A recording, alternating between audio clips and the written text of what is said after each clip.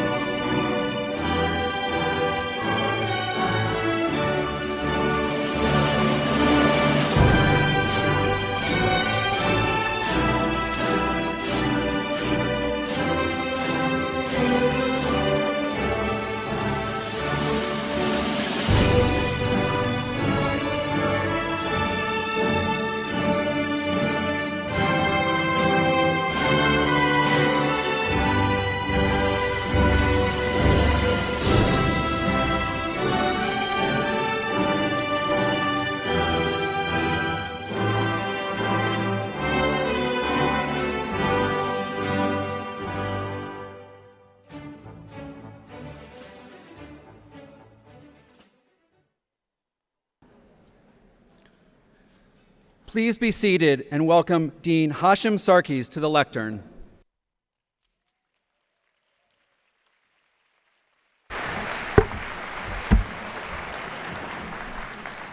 Let's do it. Good morning, dear parents, families, and friends who've come here from all over the world. Dear guest speaker, Alejandro Aravena, who has flown all the way from Santiago to Chile. As you can clearly see, the 205 members of the class of 2026 are gathered here in full regalia in order to receive their diplomas from the School of Architecture and Planning at the Massachusetts Institute of Technology, abbreviatively known as MIT. The faculty behind me, donning even fuller regalia, have deliberated, discussed, and debated as to whether the members of the class of 2026 have earnestly earned their respective degrees and whether they are ready to graduate from MIT. It's not over yet. Faculty Marshals, Professors John Oxendorf and Les Norfolk, could you please share with us the outcome of the faculty deliberations?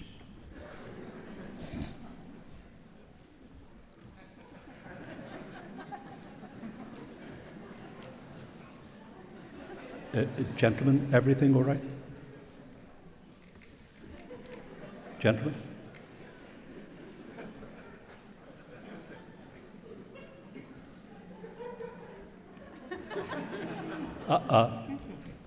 Okay.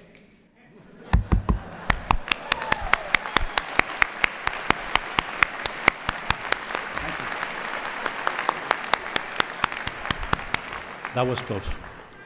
So the question now comes to you. Class of 2026, are you ready? Come on. You can do better than that. Are you ready? So dear family and friends, I am happy to announce that we have a class that has fulfilled all requirements for graduation, including screaming their lungs out. If you ask my colleagues about what distinguishes this class of 2026, many different qualities are evoked. We're told they're inquisitive, chill, hardworking. But one quality does unify them.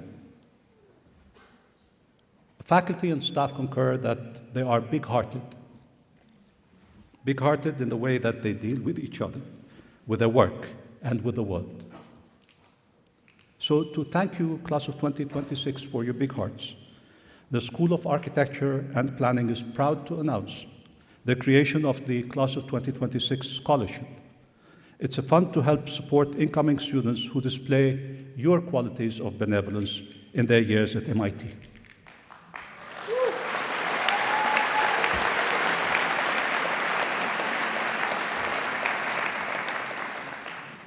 Education, we believe, is a right, not a privilege. And this fellowship brings us closer to our goal of giving this right to every student and becoming tuition-free as a school with even more big hearts. Speaking of big hearts, when Alejandro Aravena kindly accepted our school council's invitation to be the graduation speaker, we were very elated. Aravena was our first choice for speaker, a speaker who speaks so eloquently, both in his works and his words, to the breadth of the fields represented in our school. But he also speaks so well to our values, to the power of architecture and design to enable society, to his innovative models of social housing, to creative approaches in community engagement, be it in emergency planning after earthquakes or in building institutions, and to putting architecture front and center in the discussions around the new constitution in Chile. Over the years, Aravena has led the architectural firm Elemental to develop a powerful elemental approach and an elemental aesthetic, distilling the foundational questions of the field and producing amazing architecture along the way, but also earning him, among many, many accolades, prizes like the Pritzker Prize of 2016. That same year, he also curated the Venice Biennale under the theme News from the Front, transforming a rather exclusive space of primarily Western architecture into a hospitable platform for global encounters. Personally, I was very elated that Alejandro accepted our invitation because it allowed me to share with you all a long and beautiful friendship. I met Alejandro back in 2000 when I was teaching at Harvard. After my class, Practices in Democracy, tall guy walks up to me and says, "My name is Alejandro Aravena. I'm a visiting professor from Chile. I have been attending your class, and I would like to invite you to dinner." This is Aravena, direct, sincere, and big-hearted like you. Little did I know, however, that the dinner was going to be in a sparsely furnished apartment he had sublet from his student. There was, I promise you, one chair, one cushion, and the wood log that he freely interpreted as our dinner table. On that table was a loaf of bread, a chunk of cheese, and pasta, all rudimentary, with the exception of an excellent bottle of wine that he had brought with him from Chile. With Aravena, there is always an excellent bottle of wine somewhere. The discussion that started over that log 26 years ago continues to this day as an incessant and passionate search for essences in our forms that make our agency in society more effective and more meaningful.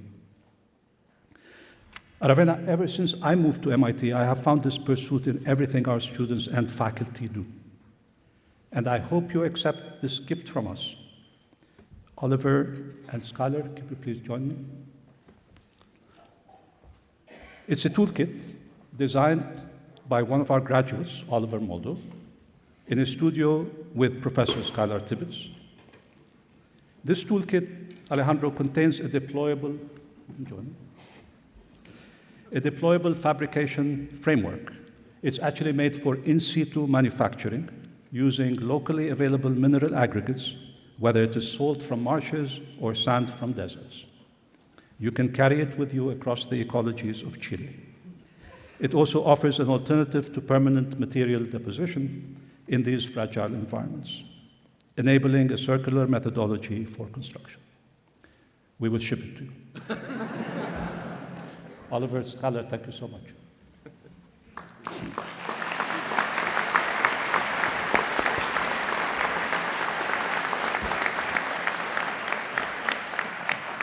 So, dear guests, I do want to confess that I was also very relieved when Aravena accepted our invitation because I did not have to reach out to the second choice on the list. This year, the school council's second choice happened to be Stephanie Joanne Angelina Germanotta, also known as Lady Gaga. Now, how could I have possibly pulled that one off? But then again, you may be asking, how could Alejandro Aravena and Lady Gaga appear on the same list and in that order? You must be thinking, what kind of school did we send our children to? Well, this gives you a glimpse of what this place is about.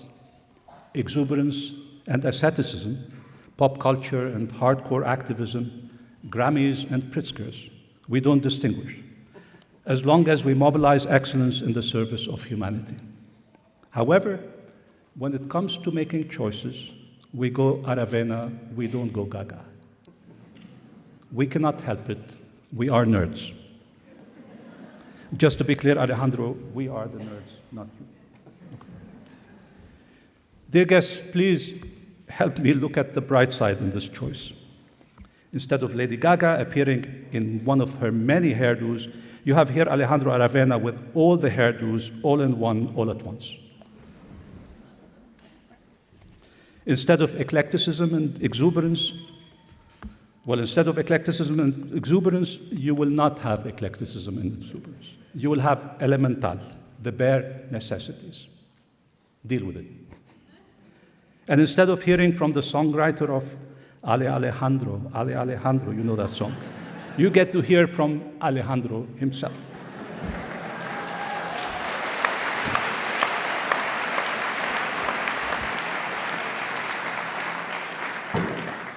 For all of the above, please join me in welcoming to the podium Elemental man Alejandro Aravena.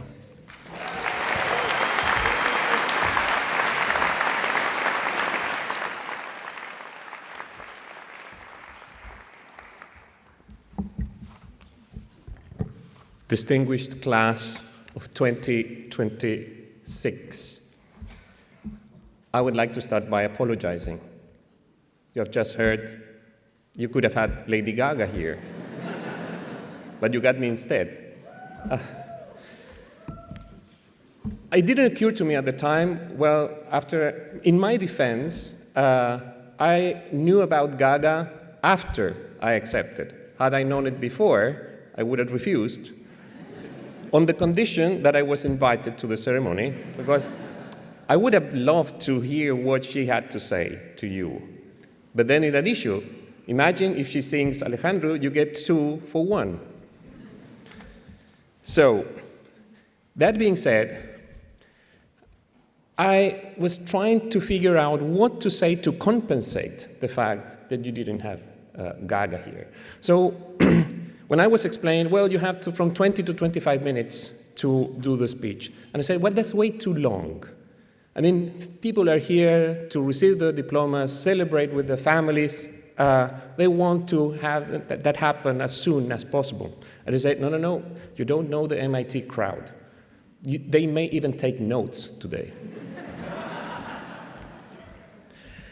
So I thought, well, what about this is a moment of celebration, a symbolism of you receiving, because of all this group of faculties and professors here, the best toolbox, talking about toolboxes, in the form of the highest possible education that you can possibly imagine. So I thought, what if sharing with you what I see the biggest challenge ahead for you and your newly acquired toolbox. The future you are just about to jump into is going through a tipping point. The coin is on its side, and it could fall on the civilization side or the barbaric side. So I have the next following minutes to connect the dots that range from prefrontal cortex to Cambridge Analytica, to Enough with the Hollywood American Dream with Kim Kardashian. So, how did I arrive to this conclusion? Well, it started because more and more, going into the field in our practice, what we're experiencing is not so much the rule of law, but the law of the jungle. From a project of slum upgrading, in which 2 social workers from the Ministry of Housing were followed home by sicarios with a knife to the throat, threatening them that even if they dared to come back to threaten the territorial control of organized crime, their families would get killed. Or, after the wildfires in 2024, in which we're working and helping with the reconstruction, we saw across the ravine narcos financing early on the reconstruction. Of course, that helped with a cost, that of controlling that territory in which formal state, the rule of law, will never be able to enter again.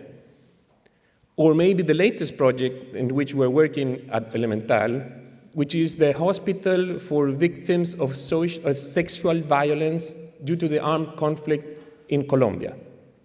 When meeting with the victims, you wonder, where did the human condition go? So, if that was going to be the new normal, the law of the jungle, we thought we had to understand it.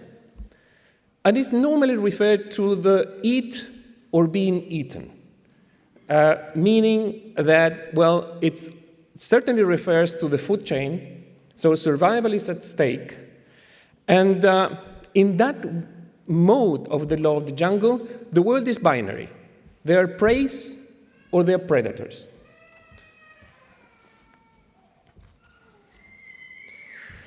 But the more we dived into trying to understand what were the codes, the logic, and the impulses of this law of the jungle, the more we understood that this was not just what we were witnessing at the bottom, or let's say the periphery of society. The same impulses are today governing at the top of the pyramid. Some political leaders, some tech gurus, and some business barons share the same impulses, which can be explained by the use of brute force, reactions, not responses, and in any case, of an incapacity to resist the pressure or the attraction of the environment. But that's not the only way. Even trying to have access to food, let's say, when survival is at stake, that is possible.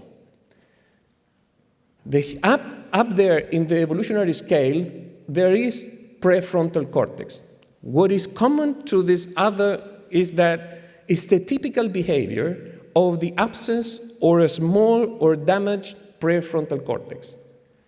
With prefrontal cortex, which is what explains the prevalence of humanity, there's empathy, there's collaboration, there's association, and mainly trust among people that you don't necessarily know. So, I was in the middle of trying to understand this, and of course I got curious. I knew nothing about the prefrontal cortex.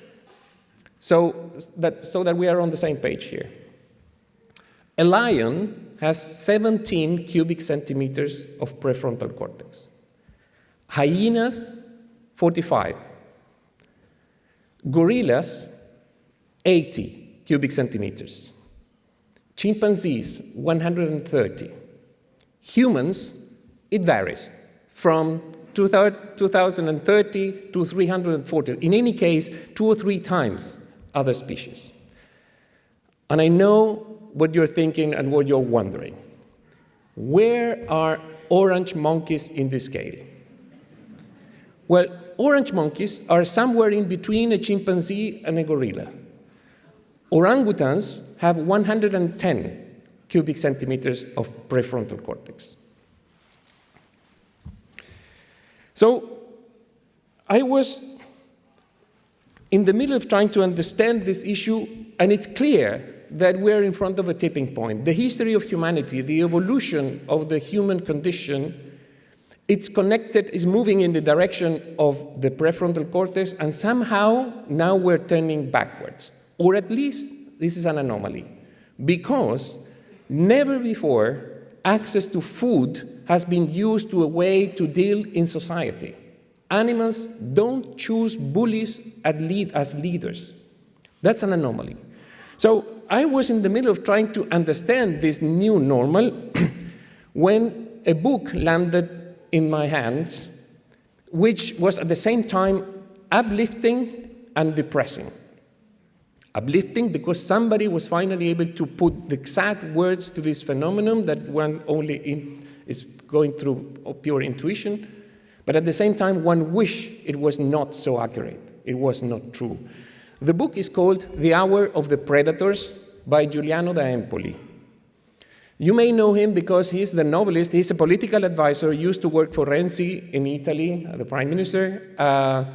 And he is the novelist of The Wizard of the Kremlin. You may know the film with Jude Law, but that's the same guy.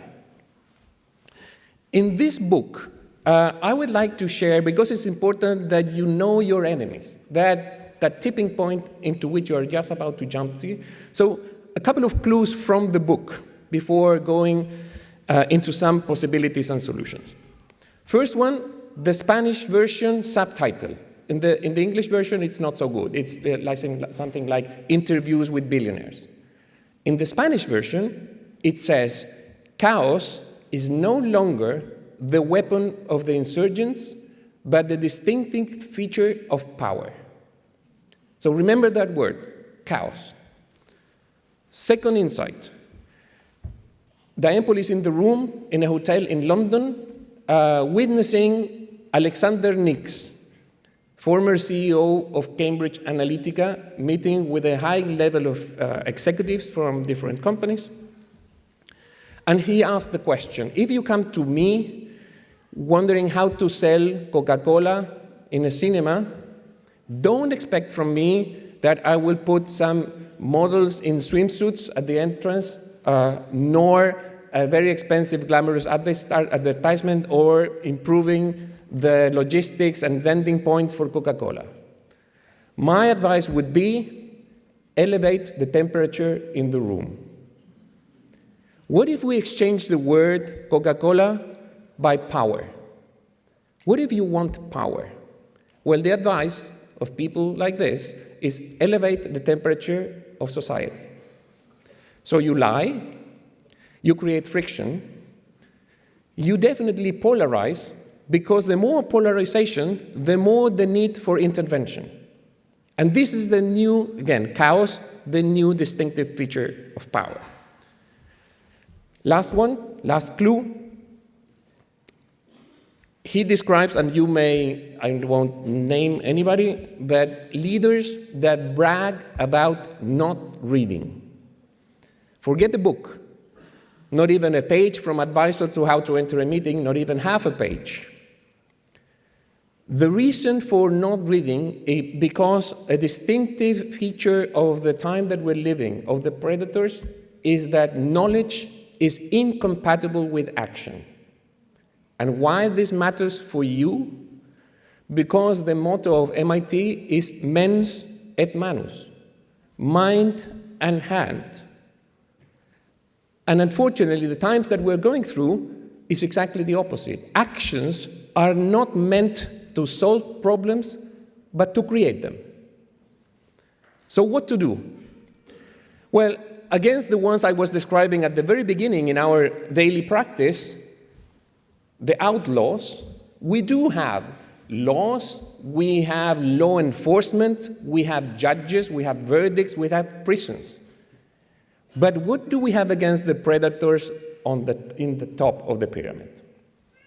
So here are some possibilities to end on a more positive note. Otherwise, I guess that you are now worried about this toolbox that you've just received. Well, the first one is what I said, enough with the Hollywood American dream thing. By that, I mean, as Hashim was referring to, when I was invited to teach at Harvard in the year 2000, I was trying to go into myself, entitled to my own future, the American dream thing. What am I interested in? And about that, I will teach. And I was in the middle of that, identifying what I could teach, and I was invited to a dinner. 2 engineers, so maybe that's a life-saving from MIT, a lot of engineers, which I think is a safe bet. 2 engineers, 1 lawyer, and me, the architect, at the dinner. And they started debating about housing policies. And I had no clue what they were talking about. The architect in the table, I really didn't know what they were talking about. But one thing I knew, instead of starting from what was their own interest, they started from what interests the others. They were worried about the theme that matters. So instead of following the entitlement to your own future, what about using the toolbox that you have just received in working about themes that matter to others and not just to the self?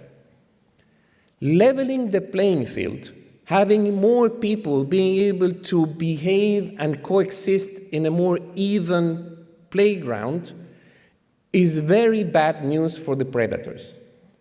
So I would say try to use this knowledge and wisdom that you've had and the training that you received in that common interest more than just the self.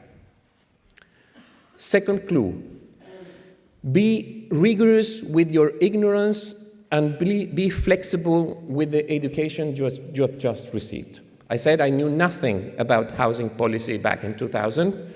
And when you know nothing and you are rigorous with your ignorance, you just look at facts. What was the first fact that I found out trying to jump into this new field? that 2/3 of the square meters in the world are not going to be built by us. Not architects, nor urban planners. No, none of what we have learned here is the majority of the built environment of the planet. So that may mean that we, as I had to do, we have to re-educate ourselves. We have just received the best possible education, and yet we have to be open to re-educate ourselves when looking at the facts. If you're flexible enough, you find a new role for yourself. In my case, I was trained to have total control from going from paper to reality while delivering buildings. In this new scenario, my role was to just channel people's own capacity. People is part of the solution, not part of the problem. There's a lot of wisdom there that needs to be challenged, and then knowledges complement each other. So the second thing is, and this is how actually participatory design started. It was from the fact that more square meters were going to be built by them and not by us, so let's better channel that big force into part of the solution. This empowering of people is also very bad news for predators. And actually it reminds me of a Chilean economist, Manfred Max Neff, that had this theory, and going back to the jungle, he said, talking about corporations and big businesses and maybe the global order today, out there's the rhinoceros. Nothing can defeat the rhinoceros in the jungle. And if you're a threat to the rhinoceros, that's it for you. That's true except for the mosquito. The mosquito is small enough so that the rhinoceros doesn't care. They live your life in peace. But together, the cloud of mosquitoes can choke the rhinoceros. So after leaving today, make sure that you keep all the context and information, because we may have to come together in case we need to choke the rhinoceros. Third clue, Kim Kardashian, #1 public enemy.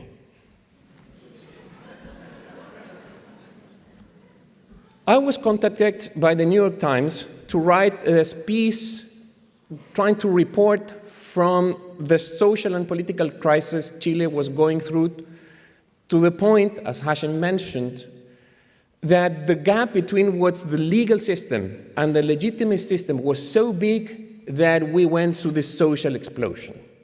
So everything, the rules of how to live together had to be rewritten. We didn't advance much, yet that was the worry of our society, and I was asked to report. I had only an intuition that this was not only social, or not mainly social and political, but mainly a cultural crisis. So I was again in the middle of trying to understand this crisis when, going back and forth in my apartment, my 2 daughters were watching an episode of Keeping Up with the Kardashians. Of course, I knew who the Kardashians were, but I never before had seen an episode. And that particular one was the moment she broke with Kanye West, and it was presented that she wanted to empower herself and be able to find her own identity by not being told what to wear, but be able to choose on herself how to dress. That was the dilemma she was going through. Was she going to the closet, or the walk-in closet, or the closet room? No. She went to the storage where she had 30,000 pieces of clothing, among which she had to choose. And that was my eureka moment. That was when I understood that was the key for the cultural crisis that we're going through. Because in this world, the value of people is measured by their belongings, a noun in plural. How different would it be if the way we appreciate others is through belonging, a verb? If you're in the top of the pyramid and you have the pressure of belongings, well, you do whatever is at your disposal and eventually you abuse. I would say that was pretty much at the very beginning of the crisis in Chile, the abuse of those at the top of the pyramid. But what if you're at the bottom of the pyramid or outside the pyramid? Well, you take the shortcut. So the sacking, the looting, stealing, because again, that's a pressure to prove, because all of us need to feel that we are valuable. So that will require a cultural shift. And maybe some of the, I was just understanding that the professions here, also from the Media Lab, it includes not just how to put one brick on top of the other, but imagine different possibilities, telling different stories. So this is another possibility for your toolbox that I encourage you to follow as soon as possible. In any case, to make a long story short, that article never saw the light of the day. I refuse to take Kim Kardashian from the text. So why don't you put an influencer? Why don't you put a celebrity? No, I said, let's agree on the Kim Kardashians of the world. Of course, there was also Cristiano Ronaldo and Lucy Vert and others that followed the same attitude, and I was planning to offer as an alternative path Sadio Mane. Those who know football, the real football, the one in Spanish, the one you play with your feet, is Sadio Mane. You know who Sadio Mane is. Well, in any case, it never saw the light of the day, and I was wondering, where did self-regulation go? Do you really need 30,000 pieces of clothing? And what about the other excesses? So self-regulation matters, and that's also a very bad news for the predators. Looking backwards, to be fair, it was not just Kim Kardashian. The one to blame would have been Ryan Seacrest, the mastermind behind the show. So, to an end, here's a proposal, an invitation, and a provocation. When opening the newly acquired toolbox, let's try to bring back decency. Let's try to bring back kindness. Let's try to bring back honoring the truth. And let's join forces to make the coin fall on the most human possible side. In other words, class of 2026, let's join forces and make the prefrontal cortex great again. Let's go.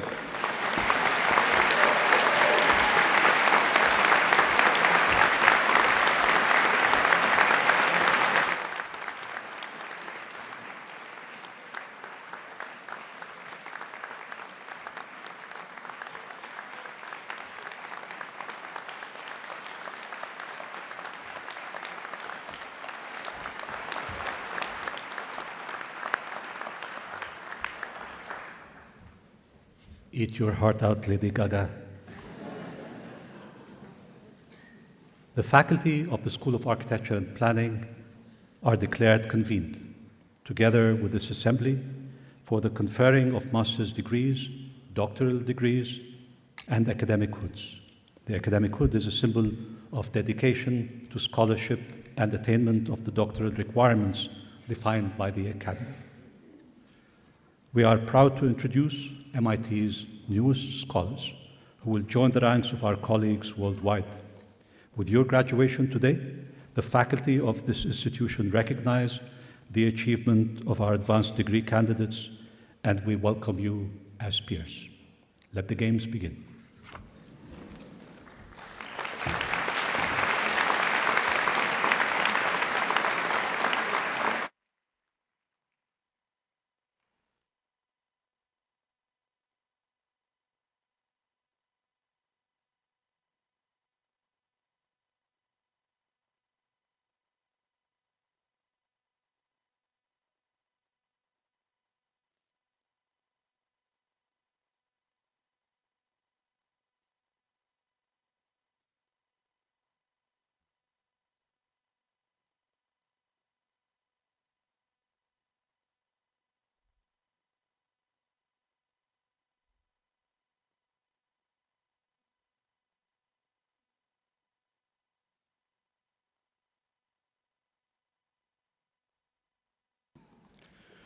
Presenting degrees for the Master of Science in Real Estate Development on behalf of the MIT Center for Real Estate, please welcome Walter Torres, Program Director.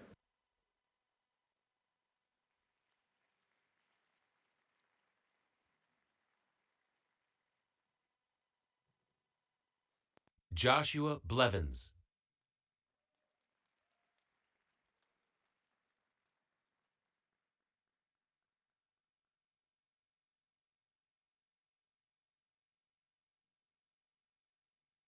Ritu Chowdhury.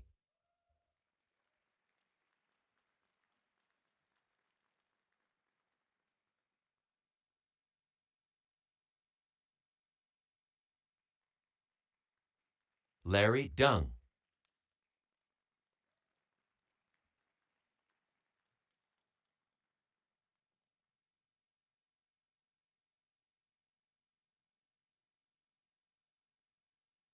Fardeen Feruzian.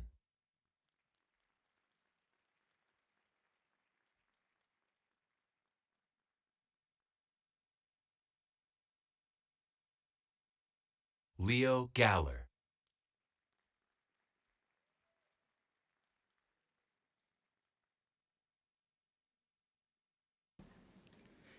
Kate McDonough.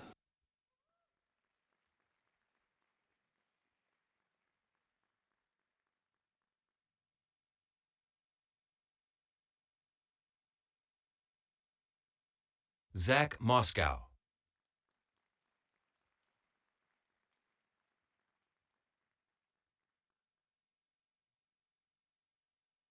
Robbie Mulcahy.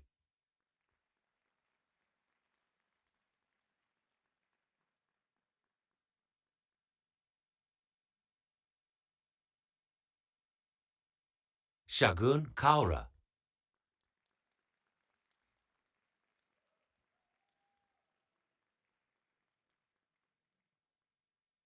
Luis Muro.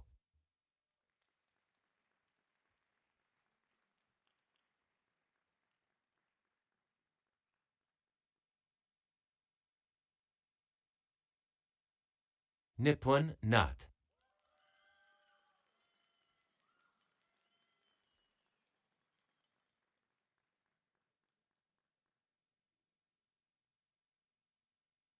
Andrew O.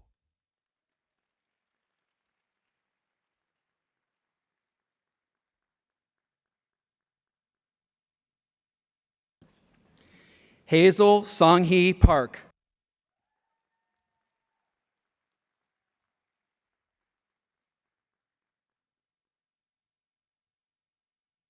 Alyssa Serfozo.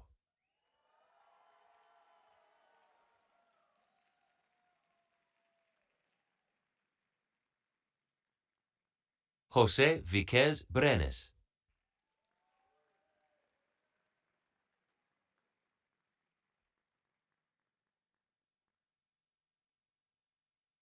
Richard Xie.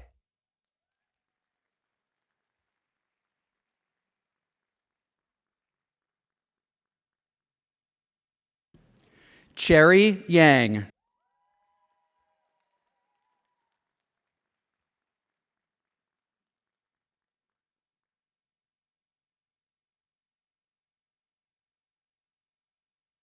Larry Zhang.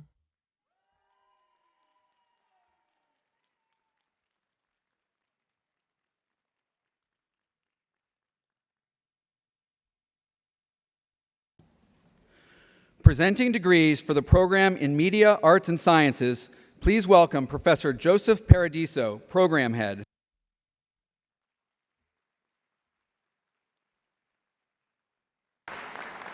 Master of Science.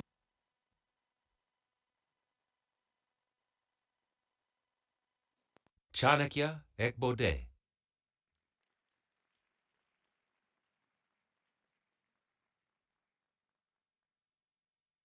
Sarah Vanessa Fernandez.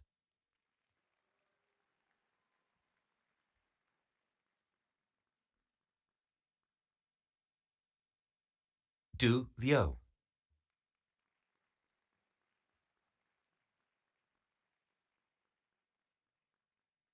Jiaming Liu.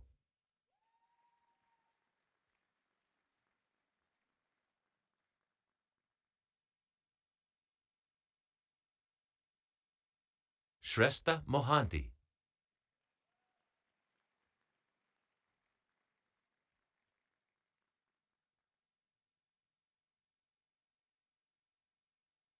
Peng Ray Zhang.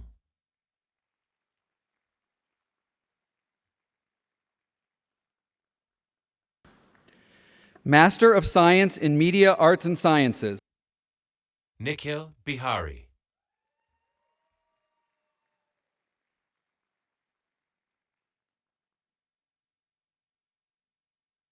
Michelle Kim.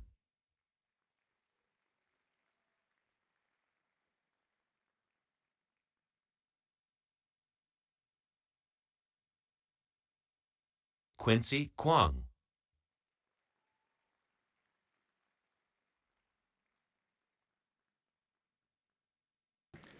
Perry Nasik.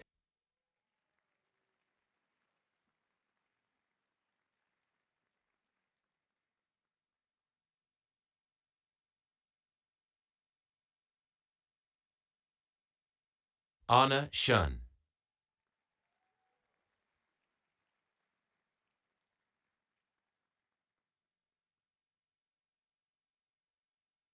Shar Stiles.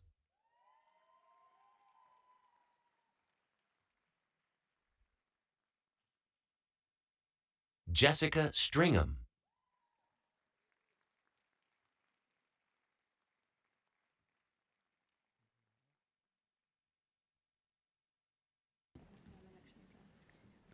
Vemparala Lakshmi Pravalaka.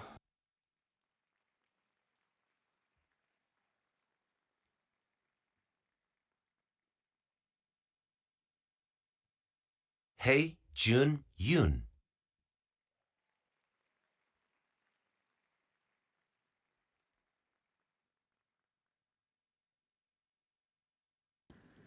Master of Science in Media Technology. Zaria Jalan.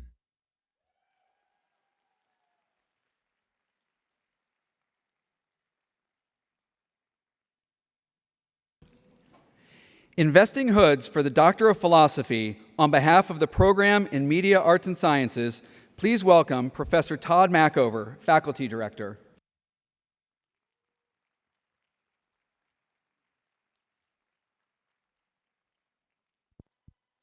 Abdul Rahman Alotebi.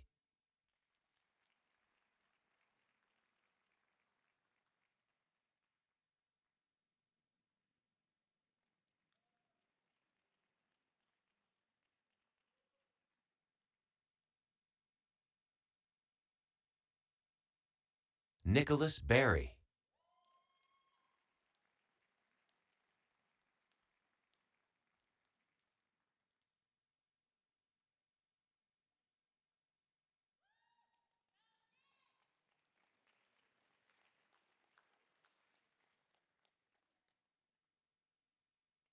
Cameron Blackburn.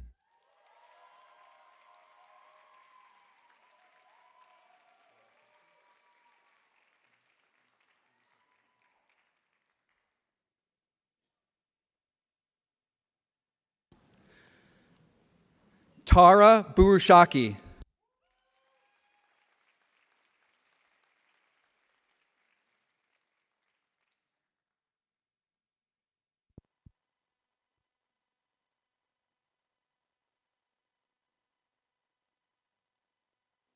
Ayush Chopra.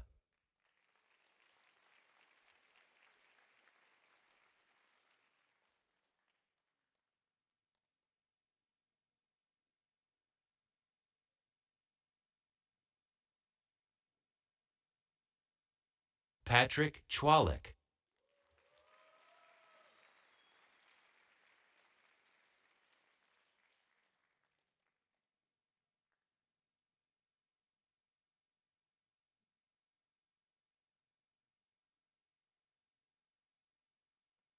Naroa Coretti Sanchez.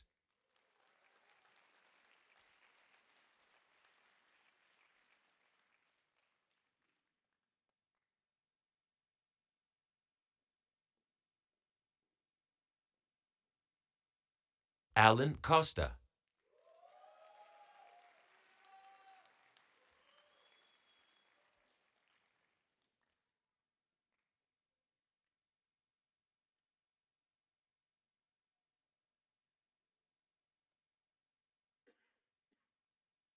Daniela de Paula.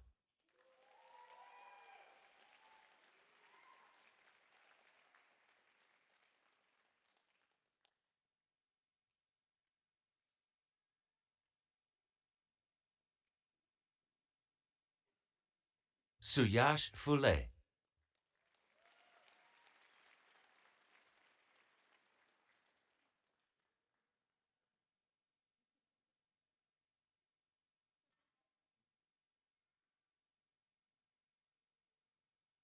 Ishan Grover.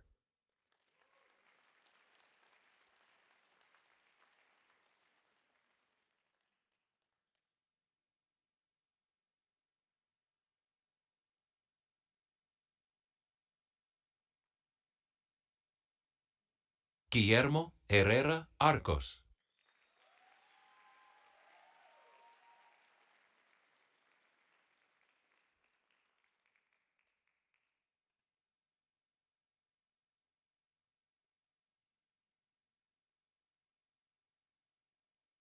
Jason Ho.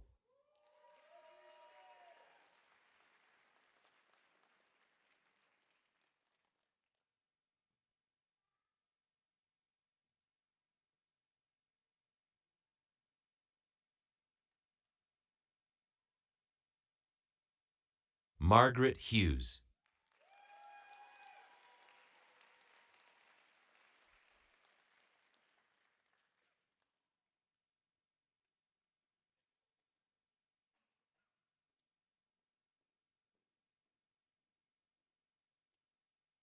Sebastian Kamau.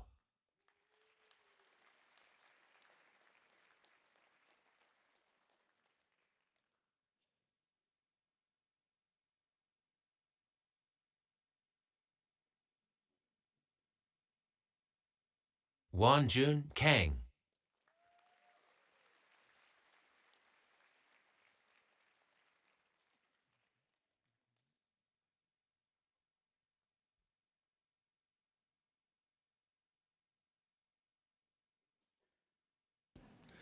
Manu Parapati Lynch.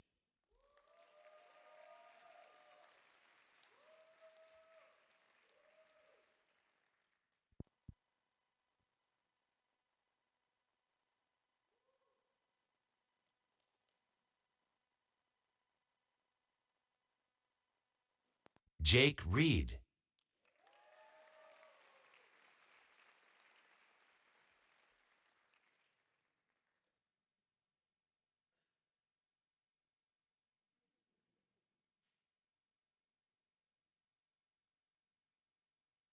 Yasushi Sakai.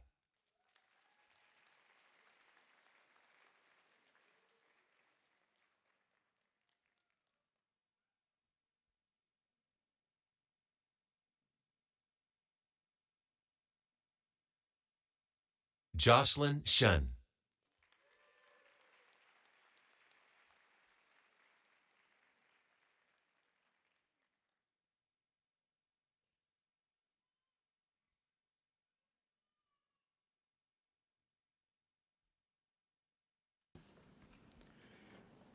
Presenting degrees for the Department of Architecture, please welcome Professor Nicholas DeMoncho, Department Head.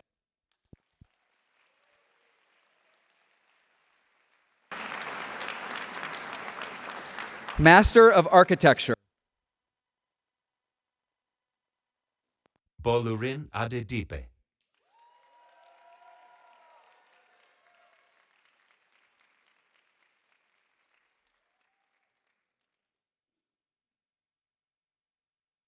Jabari Canada.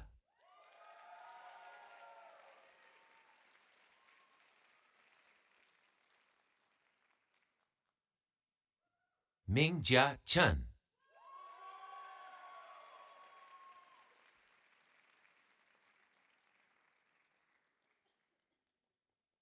Chen Yue, XDD, Dai.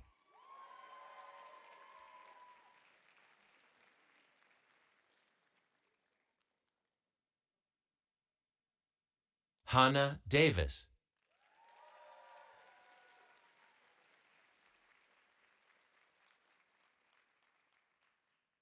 Manavi Dikshit.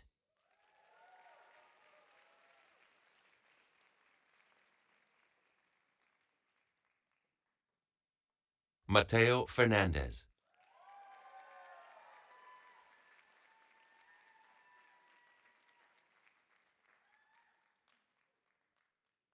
Bernardo Gonzalez.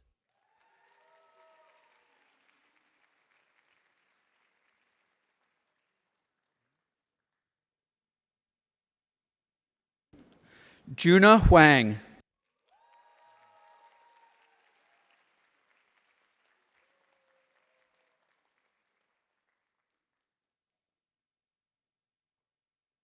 Vincent Zakov.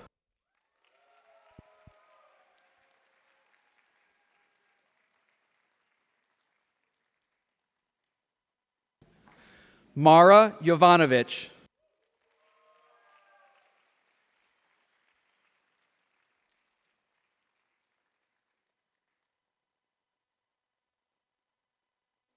Min Young Kim.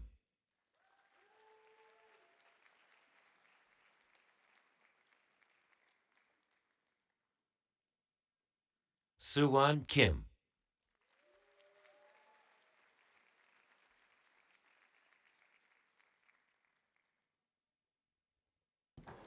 Logan King.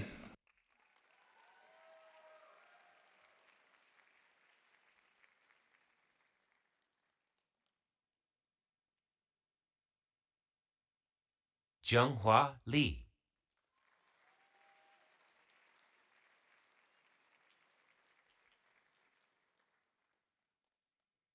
Agnes Parker.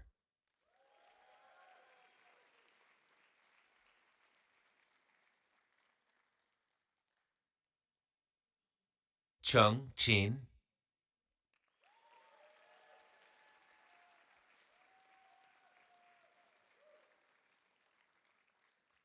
Samantha Ratanarat.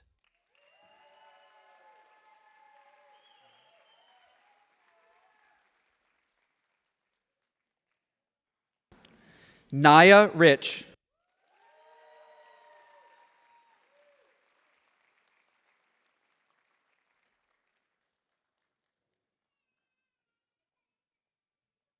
Alyssa Serfozo.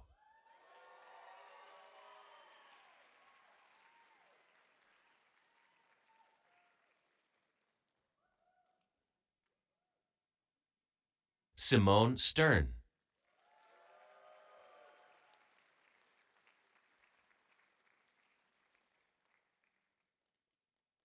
Alex Stewart.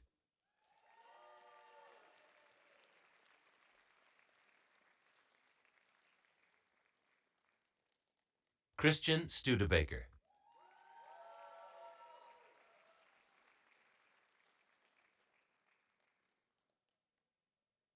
Dominique Valenzuela.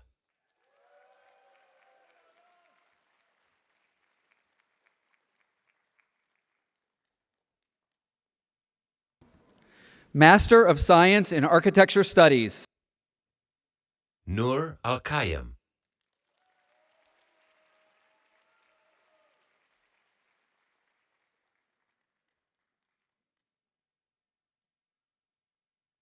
Biru Cao.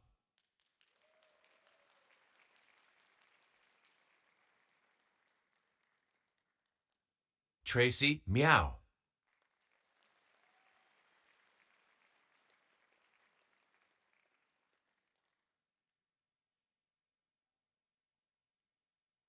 Eric Kyle Chung.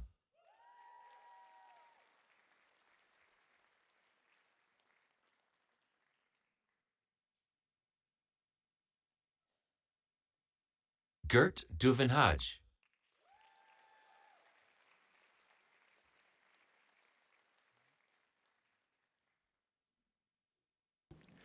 Oz Fishman.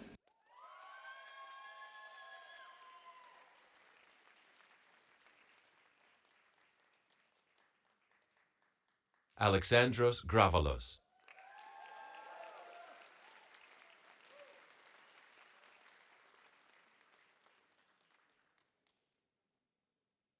Nicholas Hageman.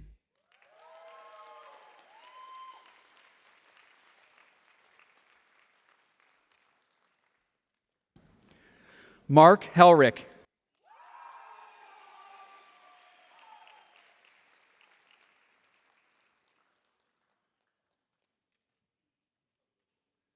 S.M. Kaikobad.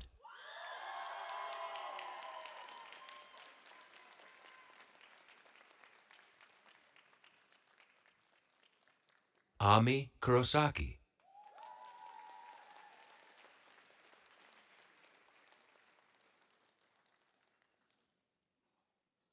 Alexander Kya.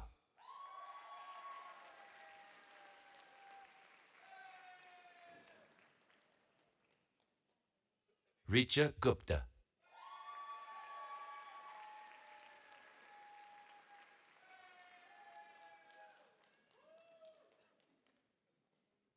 Kalia Makareg.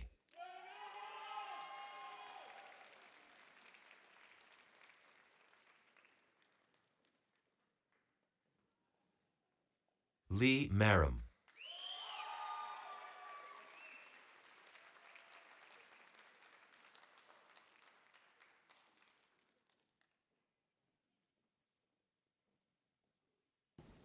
Rashawn McIntosh.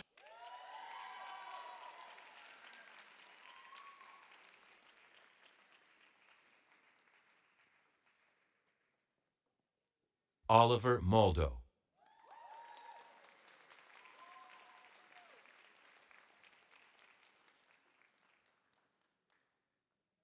Diana Mykhalichenko.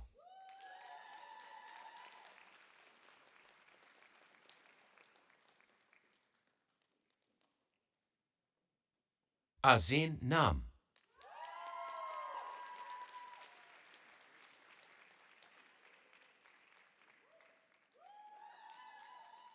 Sam Owen.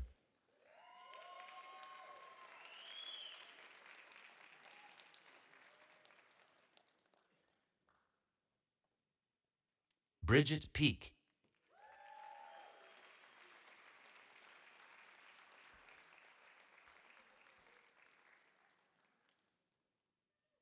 Carl Pops.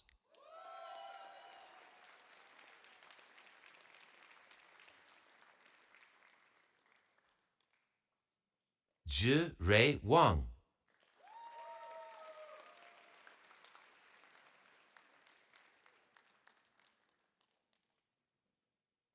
Stella Wu.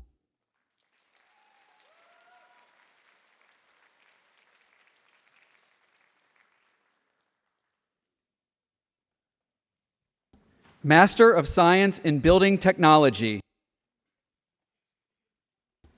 Lily Bernick.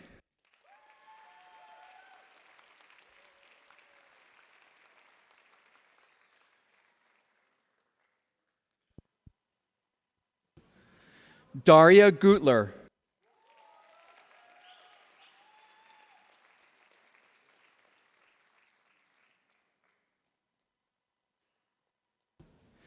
Presenting degrees for the Master of Science in Art, Culture, and Technology, please welcome Professor Azra Akshamia, Program Director.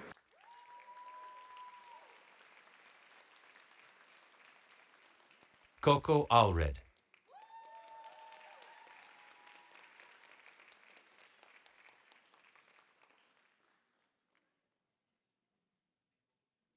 Sofia Cefalo.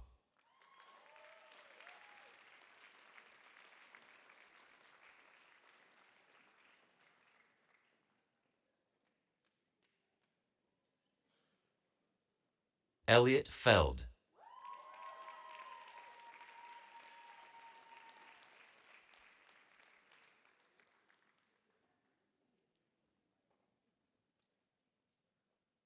Aram Kavusi.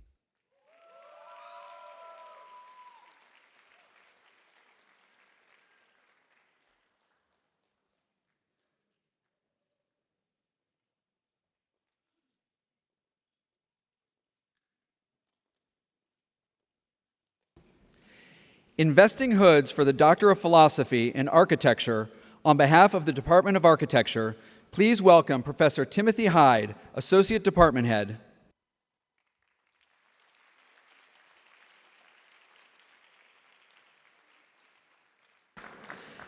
Maitha Almazrui.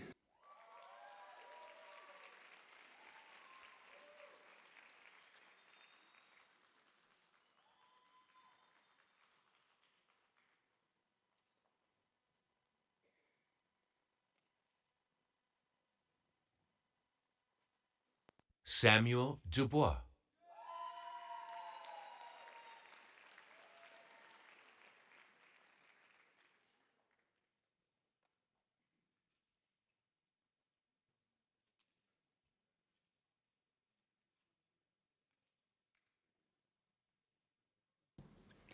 Jack Hanley.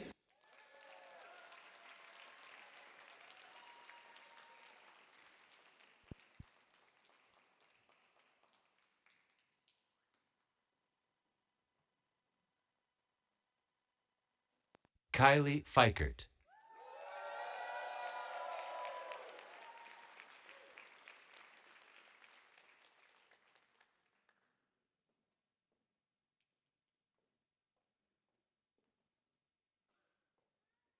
Keith Lee.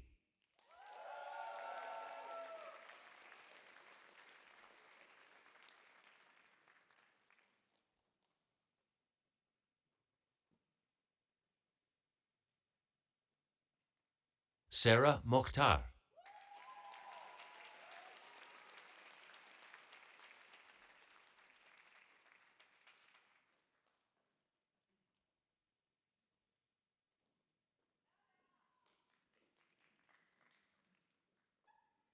Nada Tarkan.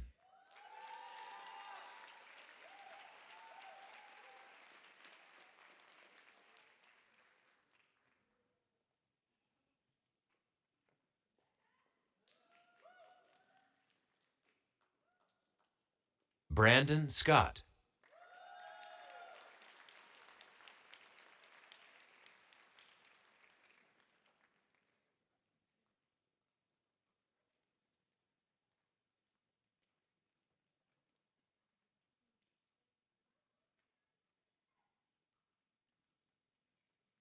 Delaney Linden.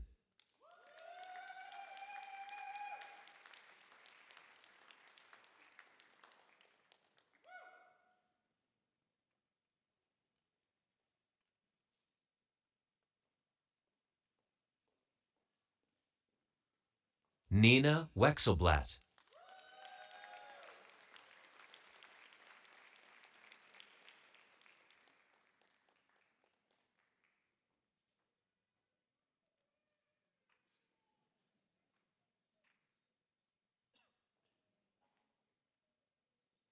Jaris Coman.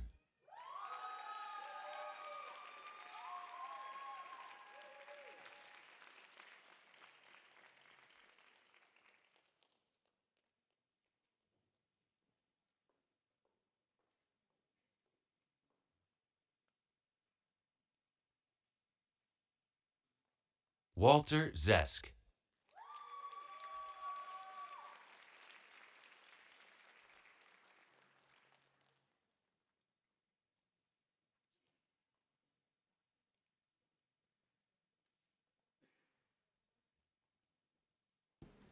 Presenting degrees for the Department of Urban Studies and Planning, please welcome Professor Christopher Zegras, Department Head.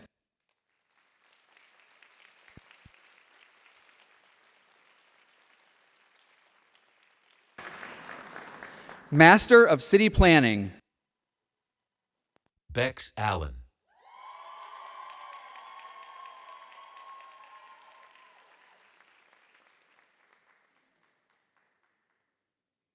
Clay Anderson.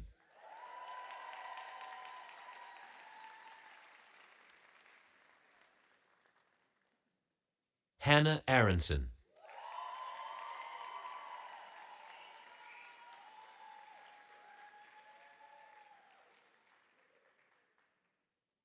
Sophia Ashburr.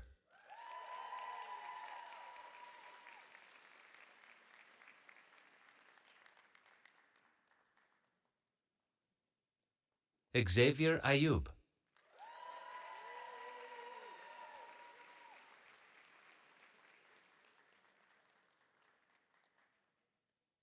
Shreya Bansal.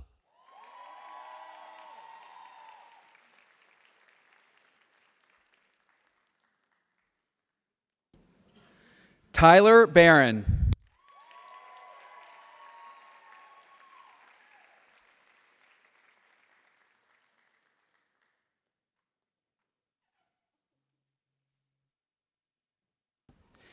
Emily Berkemeyer.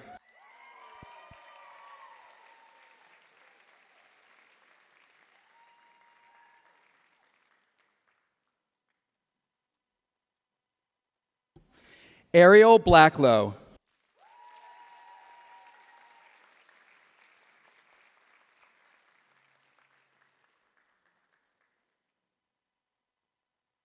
Gabrielle Bonamy.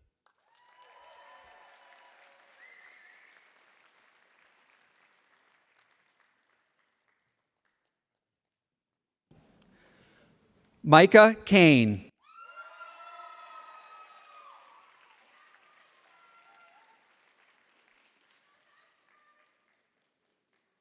Sophia Campbell.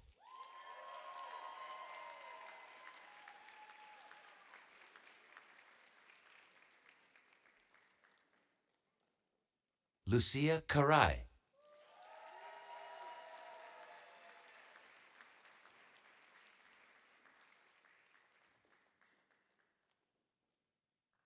Wing Man Chen.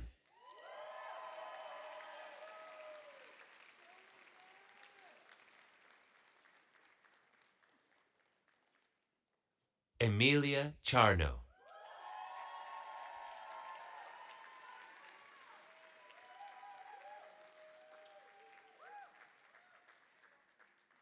Summer Cook.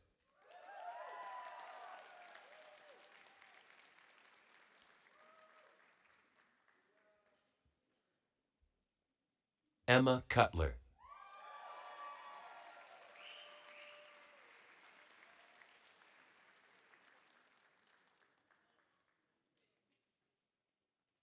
Dina Darby.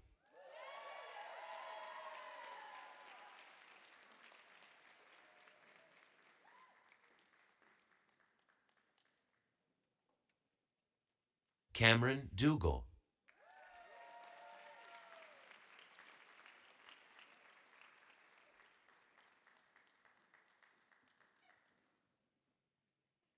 Marine Gapihan.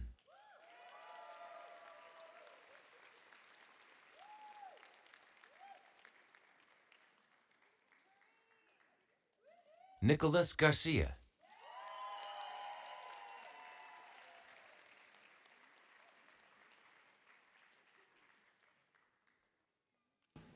Claire Gorman Hanley.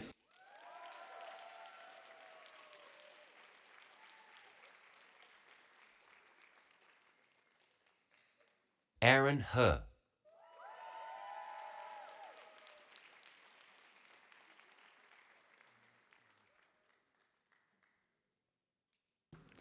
Ha Yu Tien.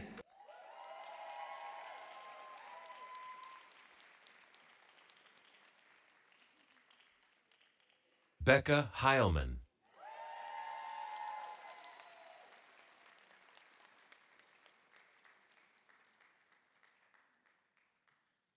Jingchuan Ho.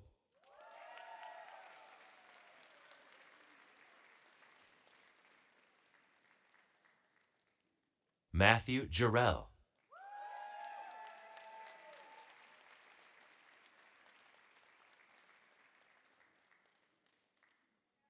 Tatiana Jimenez.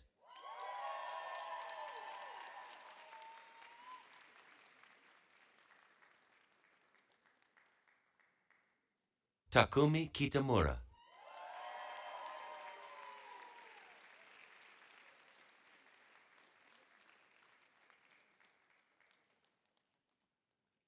Nathan Klima.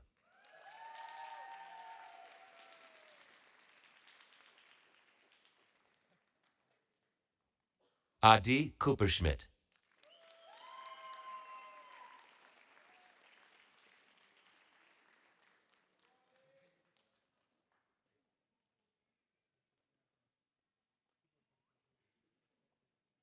Colin Larson.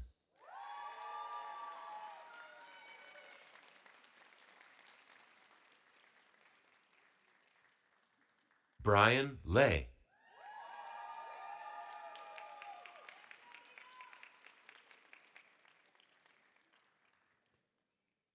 Michelle Lee.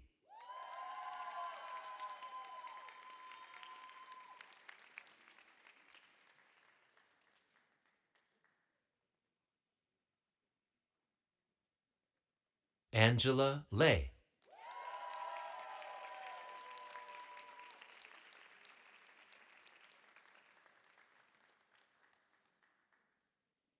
Olivia Lovett.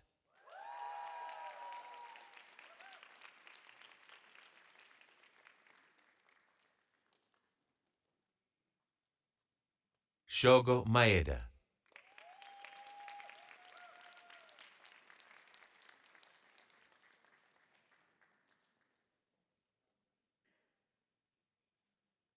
Anushka Makbul.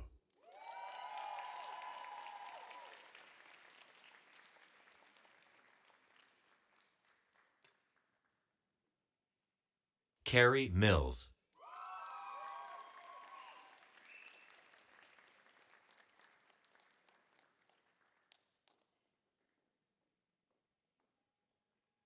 Anna Morgan.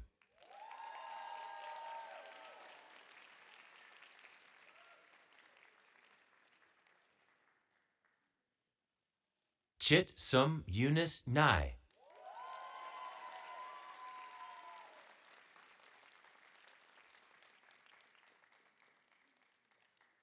Aaron Ngo.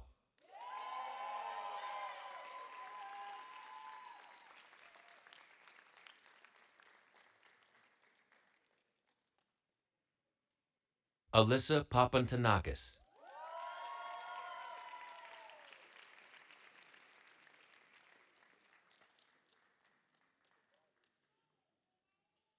Katie Polkinghorn.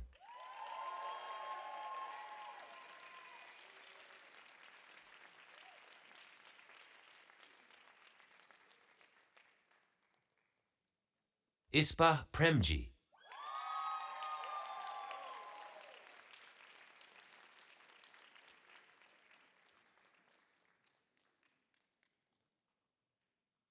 Elena Rodriguez.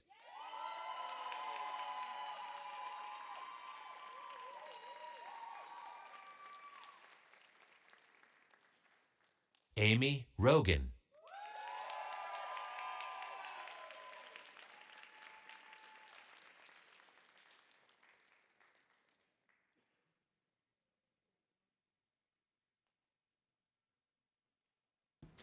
Mikel Rosello Chamena.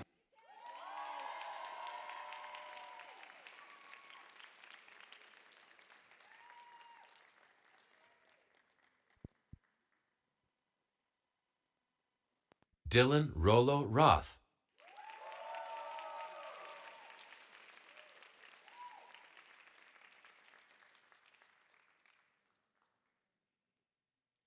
Anna Savino.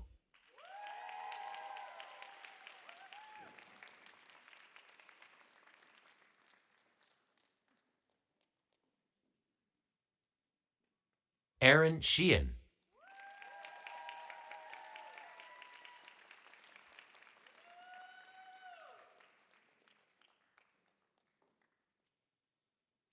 Kaylee Spears.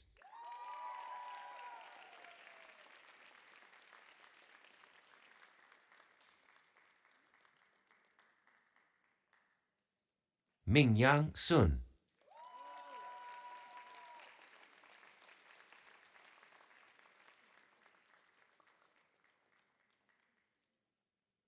Virginia Sun.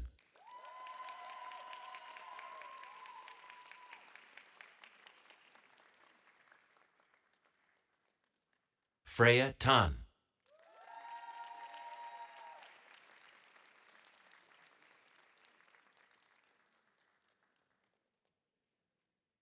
Richa Vera Udayana.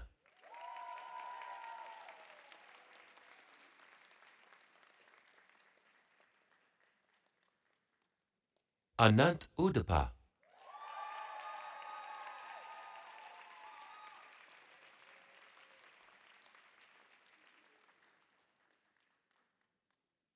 Zoe Voss Lee.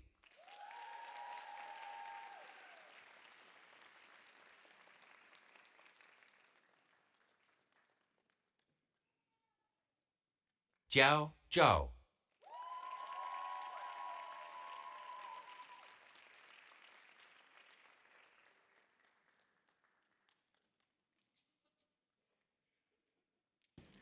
Master of Science in Transportation, Amelia Baum.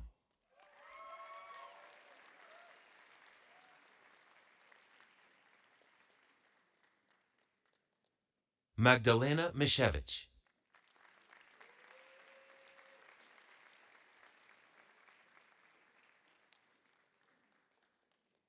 Chen-An Shen.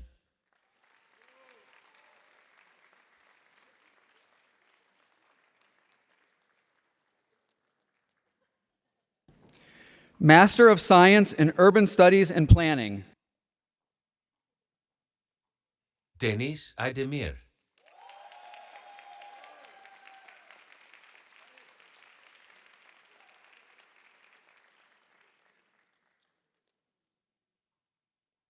Takahiro Kawahashi.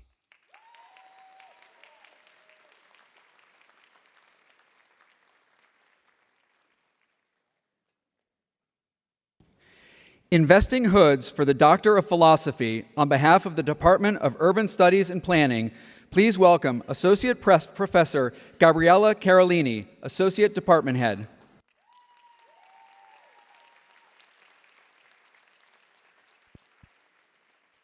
Anjali Dominique Hall.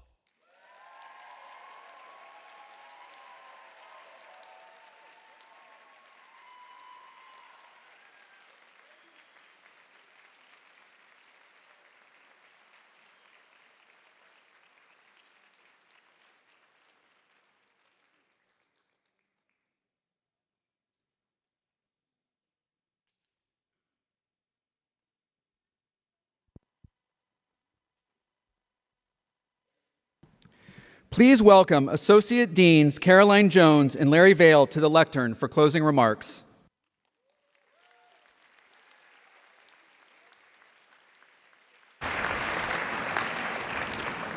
So all dean's offices at MIT have assistant deans and associate deans.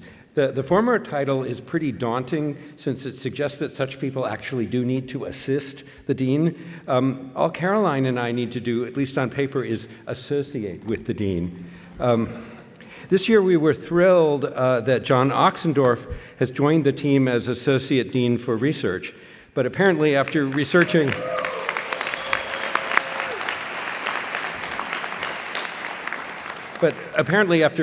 the size of this platform, he decided not to associate with us. Maybe next year. It looked like he and Les were going to figure out some sort of martial law instead. Maybe next year. Okay. So our school's graduates continue to provide inspiration to each other and certainly to our faculty and staff. I give this an acronym. RAID, R-A-I-D. RAID remains the name of a popular insecticide, and many of today's raids are even worse. But your raids, the raids of our students, instead inspire. You take us from research to results, from analytics to action, from imagination to implementation, and from diagnostics to decisions. Today, I'm particularly pleased to associate with those who have rated their master's degrees. In a year full of divisive discourse, I hope that the colorful strings that now adorn the gowns of each graduate will offer everyone the promise of accord. In accordance with that, I cordially invite our faculty, colleagues to collectively congratulate all of our graduating master's students one more time.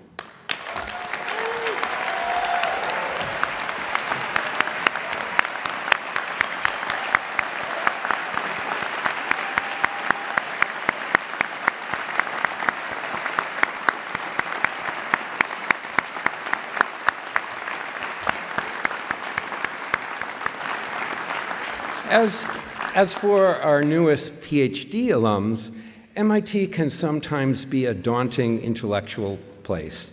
But today, your doctoral hoods are clearly the first things in your whole education here that actually went entirely over your head. So the hood is not just another hat, it's a reminder that MIT will always have your back. As you move to the forefront of your fields, you will continue to hold the high admiration of your faculty peers. And before you depart on your next inspiring raids, we wish to collectively salute you one more time.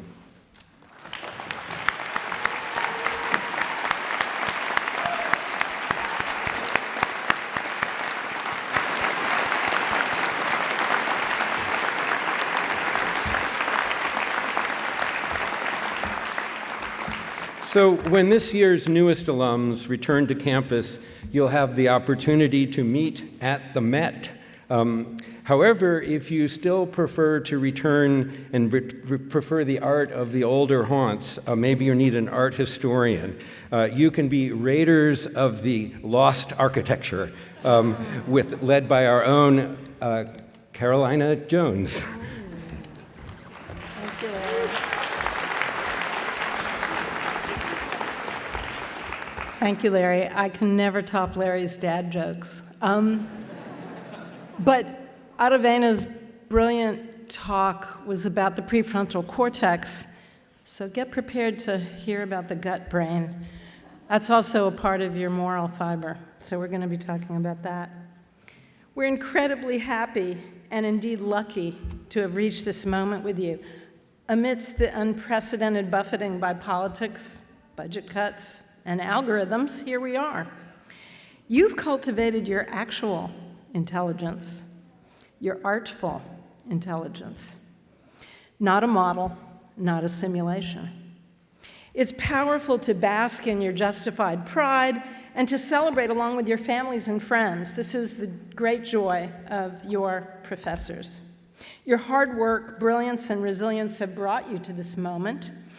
And like the famous Powers of 10 film by designers Charles and Ray Eames, you found a way to scale your research from the smallest instance of a problem to the largest possible solution. While you're sitting for a few more moments, take that scalar gift and imagine yourself with a new title. You're masters and doctors, but you're also geonauts, navigators and crafters of this beautiful planet with your gut brain deep inside. Even if some of you are also aiming to be astronauts, I want to celebrate how your actual intelligence, your artful intelligence, evolved on this planet. So the evolutionary thread here is kind of significant because we feel ourselves to be at an evolutionary tipping point. You evolved on this planet terraformed by life itself. We humans showed up late, well after primordial waters allowed chemicals to link up into replicating strands. Tiny creatures eventually found biological ways of fixing calcium and silica, building diatoms and shells, the first architectures of life. For about 3.7 billion years, they've dropped their minerals to form Earth's crust, while plants linked chains of lignins to build light-cupping chlorophyll and bring it up to the sun. All this thriving created a habitat that allowed us humans to show up, beneficiaries of an astonishing balance across all the Earth's ecosystems, fit for the toolkit, a Goldilocks planet in homeostasis with itself. So what does this science lesson have to do with you? It's obvious to me, the art historian, your fields of architecture and planning and media, and certainly real estate, are uniquely aimed at giving you methods to shape our oikos, our home, through physical alterations and social thought, with ethics and care, histories, and new materials. I'm thinking about how you can commence the next phase of your careers with that Greek root oikos in mind, summoning your brilliant capacities to bridge the econ deployment of that root with its gentler, more compassionate, ecological interpretation. All life is found in relation with other life. It's called symbiosis. Build your oikos with respect for this reality. So your heads and hearts are buzzing with plans for the planet, even as you're full of memories from your time at MIT. But what lies between forethought and afterthought, plans and memories?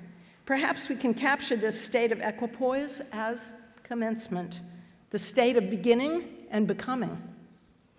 You are in this state, you geonauts, beautifully poised between all the forethought you brought to your education and all the afterthinking we hope you'll do to keep learning from your time at MIT and afterwards. Take this wonderful punctum between apogee and perigee simply to celebrate where you are. Let the after and forethoughts flow into a calm sea of pasts and possibilities that is there to buoy you right here and now. Just like the slow steps we take together to honor the pomp and circumstance of this moment, plan to be mindful. The work needed in this planetary home is pressing, but the energy we bring to it comes to the earth itself from the earth and the sun themselves. It's all around you. Attend to birdsong, to crickets, to breathing, kombucha, watching the moon, eating what condenses the sun's energy. Whatever life forms enter your domus and whatever feeds you, celebrate the earthly origins, just like the wonderful bacteria that keep you happy in your gut brain. Supporting you as you wage peace, please. Build sustainably, thank you. Cultivate compassion for yourself and others. Earth makes space for our thriving together and that of our more than human companions. Your breathing, your attentiveness will be ready to accompany you in this geonaut journey, and we'll be here to cheer you on. It's been an enormous privilege to learn with you and from you, to be with you on your adventures in the School of Architecture and Planning.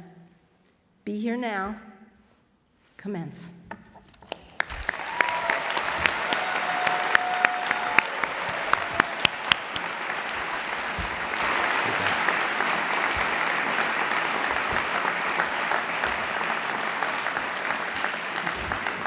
So as you commence, your launch is now to be followed by your lunch. And in contrast to whatever naysaying economists may tell you, this lunch is free. But before you free yourself from this room to make your way to the tent that awaits just beyond the exit from Kresge, we ask that you please allow the faculty and the graduating students to depart the auditorium first. Congratulations to all.